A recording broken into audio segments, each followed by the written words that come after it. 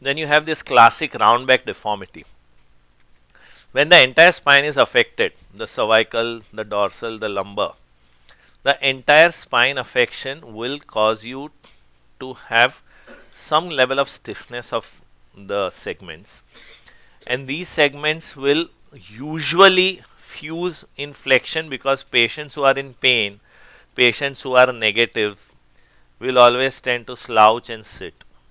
So their stiffness will usually be in flexion, and because of that there will be this round back deformity.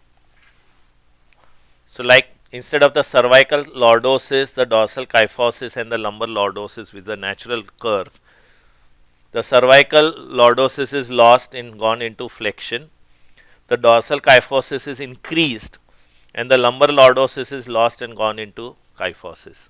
So you will get a round back deformity. So if you get a round back deformity, think of ankylosing spondylitis.